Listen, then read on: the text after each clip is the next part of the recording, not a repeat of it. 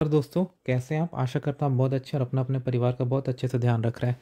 आगे बढ़ने से पहले दोस्तों, अगर आपने मेरा चैनल अब तक सब्सक्राइब नहीं किया है तो प्लीज़ इसी समय मेरे चैनल को सब्सक्राइब करके मुझे प्रोत्साहन दीजिए। सो दोस्तों, आप अपने स्क्रीन पर ये न्यूज़ देख रहे हैं, तो ये काफ़ी शॉकिंग न्यूज़ है। मैं आपको थोड़ा बैकग्राउंड देता हूँ कि हुआ क्या। कुछ दिन पहले जो क्यूबेक यूएसए बॉर्डर है कनाडा में, वहाँ पर एक नदी है सेंट लॉरेंस। उसके अंदर से आठ डेड बॉडीज़ रिकवर की गई थी।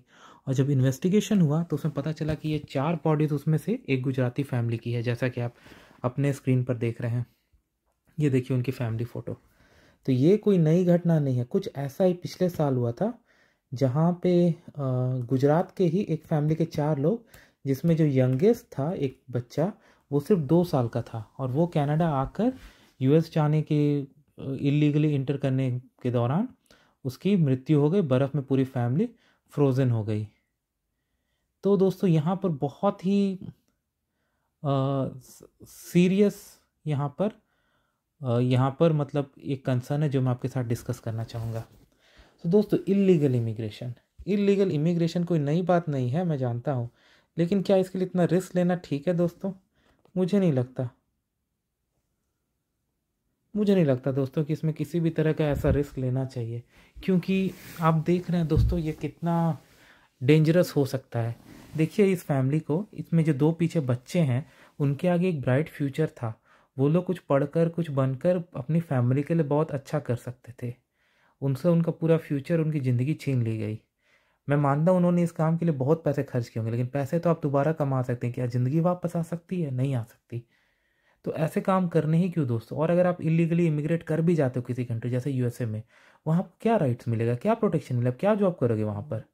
आपको क्या लगता है कि आपको वहाँ पर जैसे जाकर कोई बहुत अच्छा हाई पेइंग जॉब मिल जाएगा, कोई बहुत अच्छा सोशल सिक्योरिटी, बहुत अच्छा सर्विस मिलेगा? बिल्कुल नहीं, ऐसे गलत फहमी है। आप वहाँ पे पुलिस से बचते बचाते रहोगे, आप हमेशा इधर उधर भागते रहोगे, कहीं पकड़े ना जाए, डिपोर्ट ना हो जाए। तो ऐसे में ये करके फ़ायदा क्या? बहुत सारे लोग कुछ गलत कारणों से या कुछ गलत सोच कर या गलत क्या बोलते हैं उसको, चकाचौंध देख कर चले आते हैं, जिनका बाद में उन्हें बहुत खामियाजा भुगतना पड़ता है। सो दोस्त, और ऐसे बहुत सारे कबूतरबाज हैं इंडिया में और दुनिया भर में जो इलीगली लोगों को इस तरह से इलीगल चैनल से इमिग्रेट कराते हैं। विंटर के मौसम में ये ज़्यादा होता है इस रूट में, क्योंकि पेट्रोलिंग ना के बराबर होती है। तो यहाँ से वो लोग आते हैं कनाडा, इंडिया से या दूसरे लोकेशन से टूरिस्ट वीज़ा लेके या कोई भी वीज़ा लेकर, और यहाँ से इलीगली यूएस में घुसने की कोशिश करते हैं। पहले भी बहुत लोग इस तरह से पकड़ाए हैं और कुछ लोगों की मृत्यु भी हुई है। अभी ये जो 8 लोग उस नदी में मिले जिनकी डेड बॉडीज़, क्या हुआ होगा? ये हो सकता है कि एक बोट में ये लोग जा रहे होंगे जो पलट गई, या हो सकता है नदी पे बर्फ़ जमी होगी और इन लोगों ने उसको चल के पार करने की कोशिश की, और कुछ एरिया में थिन आइस होगा जहाँ पर ये दब के अपने प्राण गंवा बैठे। ये पॉसिबल है। तो दोस्तों, इनको रोकना होगा। आपको, हमको, हम सबको मिलकर इसे रोकना होगा। तो इसके लिए अवेयरनेस बहुत ज़रूरी है। सबसे पहले तो लोगों को रोज़ी पिक्चर्स जो देख लेते हैं कि यूएस में ऐसा है, कनाडा में ऐसा, ऑस्ट्रेलिया में ऐसा है, यूके में ऐसा है, इसमें जो गलत फहमी है उसको दूर करनी होगी। और दूसरा, हमें लोगों को ये एजुकेट करना है कि आप जो काम करें उसमें खतरा कितना ज़्यादा है। आपकी ज़िंदगी की कोई वैल्यू नहीं है जब आप उस स्मगलर्स के चक्कर में पड़ जाओगे और फंसोगे कहीं पर, जान आपकी खुद की ही जाएगी, जैसा कि हम इस केस में देख रहे हैं। ऐसे में ये बहुत ज़रूरी है कि हम सही डिसीजन लें। और जहाँ तक इस पर्टिकुलर केस की बात करूँ, तो देखिए लीगली वो कनाडा आ चुके थे, करेक्ट।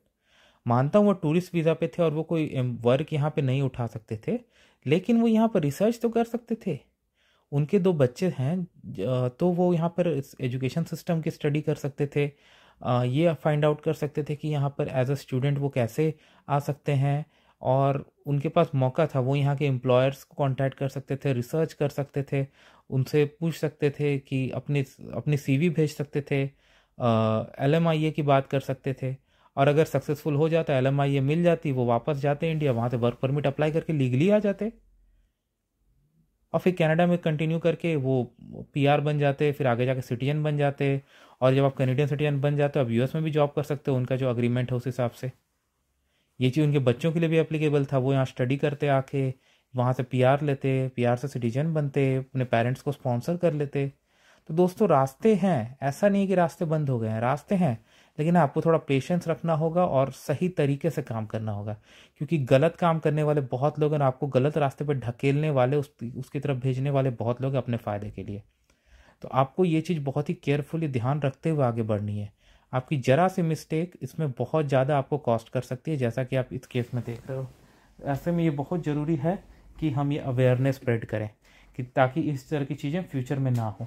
तो दोस्तों, अगर आज मेरा ये वीडियो देखने के बाद अगर एक आदमी भी की भी जान बच जाती है और वो इस तरह से इलीगली इमिग्रेट करने की कोशिश नहीं करता है, तो मैं ये मानूंगा कि मेरा ये प्रयास सफल रहा। इसके लिए मुझे आप सबकी सहायता की बहुत ही आवश्यकता है। तो प्लीज़ इसको जितना जो हो सके उतना शेयर कीजिए, ताकि ज़्यादा से ज़्यादा लोगों की ज़िंदगियां हम बचा सकें। ये बहुत ज़रूरी है दोस्तों। तो आशा करता हूँ आपको मेरा कंटेंट बहुत पसंद आया होगा और आप इसको शेयर करेंगे। प्लीज़ दोस्तों, ये काम कीजिए और मेरी मदद कीजिए। वीडियो देखने के धन्यवाद दोस्तों।